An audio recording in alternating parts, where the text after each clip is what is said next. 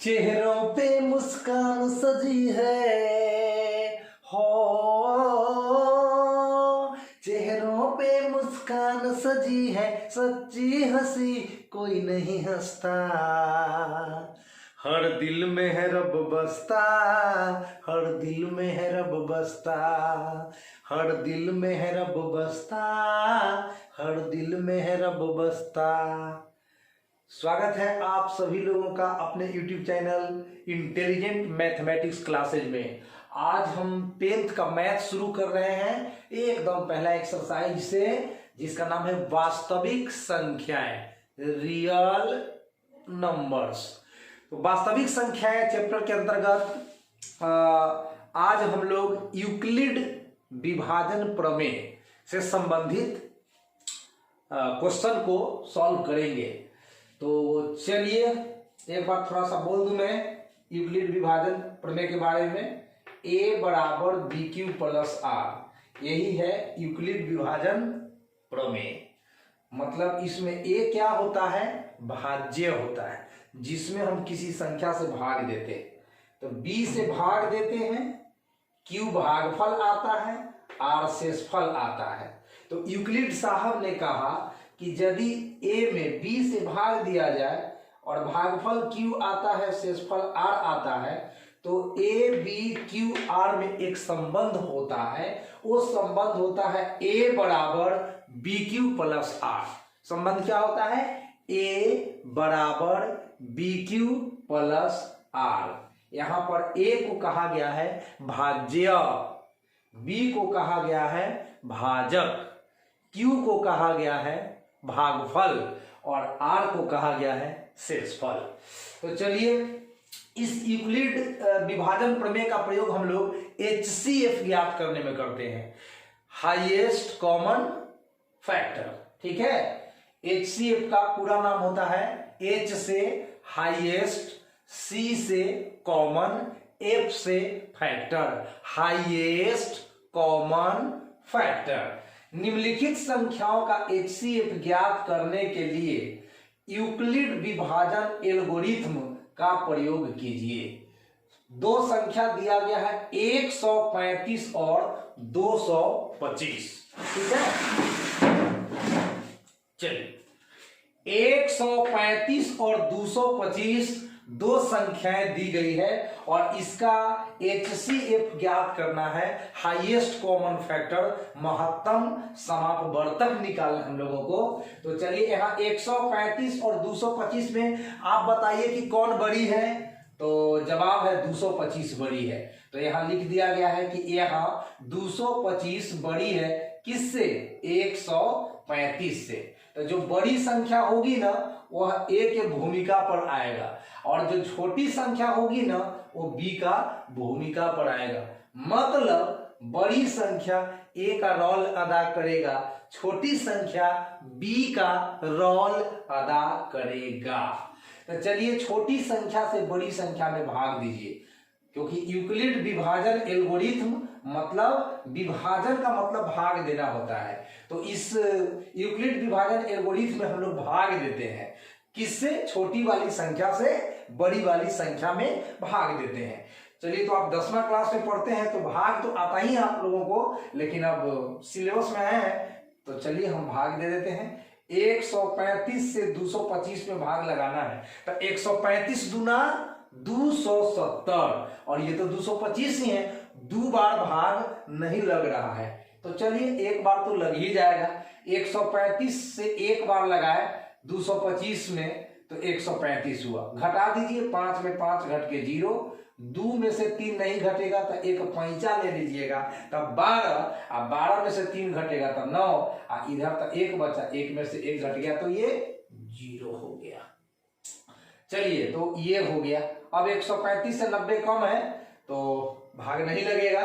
तो हम लोग अब सेटलमेंट करते हैं। a बराबर बी क्यू प्लस आर का रूप देंगे इसको। तो 225 लिखेंगे, यहां वाला संख्या जो बीच में गिराया हुआ है ना वो सबसे पहले लिखेंगे। उसके बाद 135 लिखेंगे, b का मान है ना, और q का मान 1 आया है तो 1 लिखेंगे, और आर शेषफल होता है जो नीचे गिरता है, तो 90 आया है। तो 225 बराबर 135 गुना 1 प्लस 90। आप चेक भी कर सकते हो, 135 में 1 से गुना करो और 90 जोड़ो, आपको पुनः 225 प्राप्त हो जाएगा, जो कि प्रमाण है कि यह भाग दिया हुआ ठीक है, यूक्लिड का विभाजन एल्गोरिथम लगाया हुआ ठीक है। अब शेषफल कितना आया है भैया, तो शेषफल देख लीजिए यहाँ ठीक से, शेषफल आया है 90। तो शेषफल 90 आया है और हमें इंतजार है कि शेषफल 0 कब आता है। तो चलिए फिलहाल तो अभी 90 आया है, तो शेषफल 90 आया जो कि 0 के बराबर नहीं है। ये बराबर लिख के काट दिया गया है, इसका मतलब बराबर नहीं है। 90 0 के बराबर थोड़े होता है, 90 कहाँ 90, 0 कहाँ 0, तो 90 तो 0 के बराबर नहीं है, इसका मतलब हमें और भाग देना पड़ेगा आगे। तो ये प्रथम चरण हो गया, ये यूक्लिड विभाजन एल्गोरिथम का प्रथम चरण है। 225 बराबर 135 गुना 1 प्लस 90, ए बराबर बी क्यू प्लस आर यहाँ फॉलो हो रहा है। अब 135 आपका ए बन जाएगा और 90 आपका बी बन जाएगा, ठीक है ना। 135 90 से बड़ा है, 135 90 से बड़ा है, तो 135 अब ए का रोल अदा करेगा और 90 बी का रोल अदा करेगा। तो अब 90 से 135 में भाग देंगे, तो 90 दूना कितना होता है 180, यानी 2 बार यहाँ भी भाग नहीं लगेगा। तो एक बार लगा दिए तो 90 एकम 90 और 135 में से 90 घट गया तो कितना आ गया 45 आ गया, ठीक है। तो अब इसको फिर से हम a बराबर बी क्यू प्लस आर का रूप देंगे, तो a का मतलब यहाँ वाला जो संख्या होता है वो a हो जाता है। तो 135 हो गया a की जगह, और b का मतलब होता है जिससे भाग देते हैं तो 90, और q होता है जो भागफल आता है, ये q का मान है तो 1, r का मतलब नीचे वाला जो शेष आता है वो आपका r का मान हो जाता है। तो शेषफल कितना आया अभी 45, ये भी तो 0 के बराबर नहीं है, 45 भी 0 के बराबर नहीं है, इसका मतलब है कि अभी हमको और भाग देना पड़ेगा। चलिए भाई, तो अब 90 बड़ा है 45 से, 90 बड़ा है 45 से, अब 90 ए के भूमिका को अदा करेगा और 45 बी का भूमिका को अदा करेगा। तो 45 से 90 में भाग लगा दिए, तो 45 दूना 90 और 90 में 90 घट के 0 आ गया।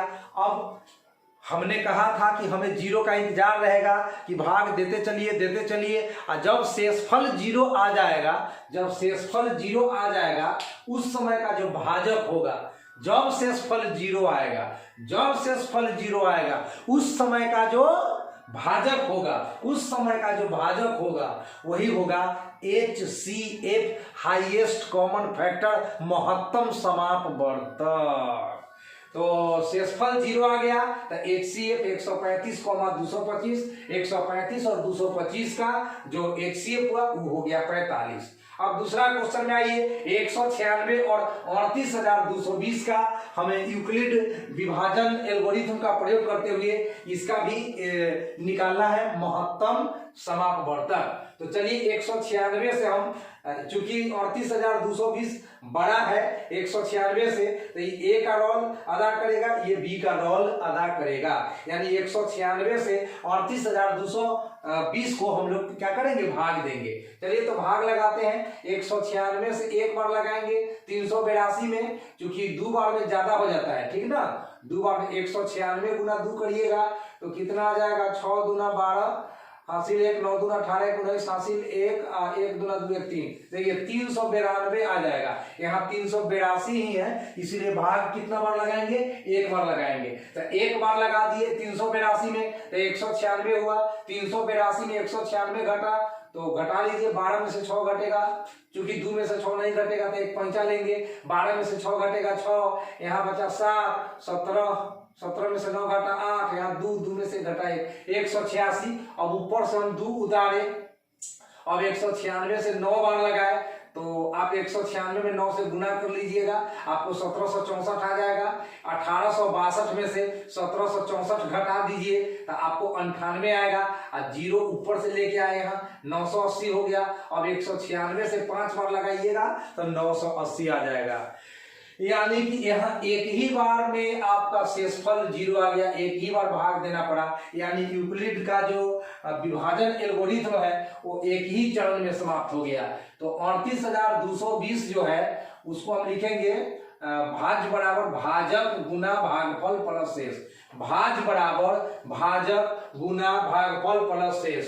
तो ये भाज्य था, अब भाजक था 196, अब भागफल 195, और शेष तो 0 आ गया। और 0 शेष आ गया उस समय का भाजक देखना है आपको, 0 शेष आ गया उस समय का भाजक देखना है आपको। तो भाजक है कितना, भाजक माने जिससे भाग देते हैं, तो भाजक है हमारा 196, तो 196 क्या हो गया, HCF। तो मैंने यहां लिखा है शेषफल 0, भाजक 196, इसीलिए HCF 38,220 को 196, ये हो गया 196, 196, यही हो गया आपका फर्स्ट का सेकंड का आंसर। अब थर्ड नंबर में आइए, थर्ड नंबर में है 867 और 255, जिसका हमें HCF ज्ञात करना है, महत्तम समापवर्तक निकालना है। तो 867 और 255 में कौन बड़ी है, तो 867 बड़ी है, तो 867 ए है आपका, ए हो गया, ये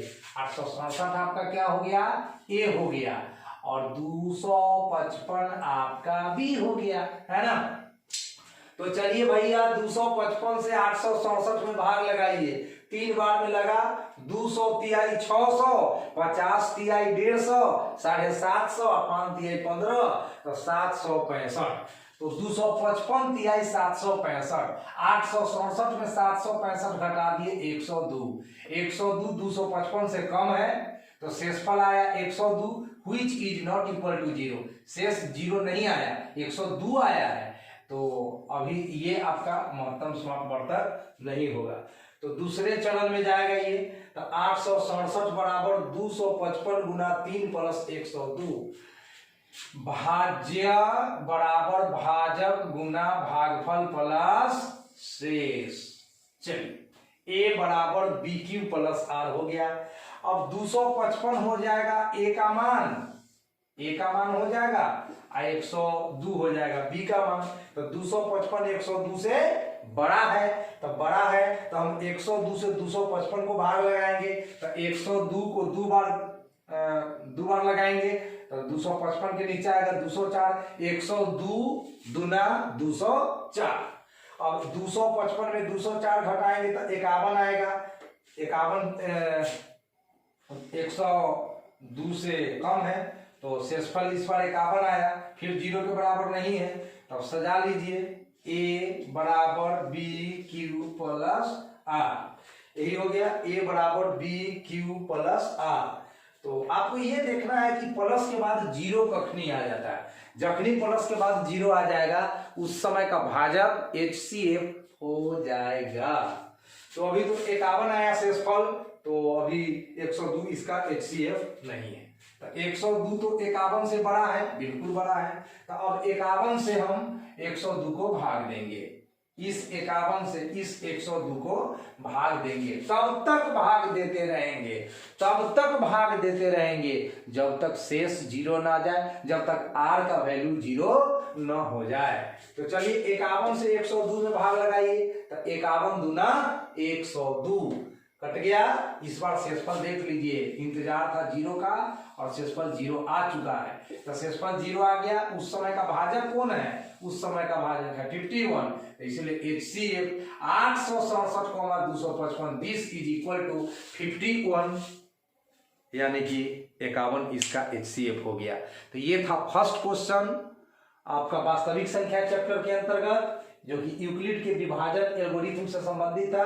बाकी का क्वेश्चन हम नेक्स्ट वीडियो में आप तक पहुंचाएंगे, तब तक आप इसको अच्छे से पढ़ते रहिए, समझते रहिए, ठीक है। तो अगर आप हमारे चैनल पर नए हैं तो हमारे वीडियो को लाइक करिए, शेयर कीजिए, सब्सक्राइब कीजिए और सब्सक्राइब करवाइए, है ना। थोड़ा सा हमारा चैनल डेवलप होगा तो हमें काम करने में और मन लगेगा, तो सहयोग कीजिए। कोऑपरेशन पर यह संसार आधारित है, हम आपका मदद करते हैं, आप भी हमारा मदद करिए। तो मिलते हैं नेक्स्ट वीडियो में, बने रहिए हमारे चैनल पर। Thank you so much.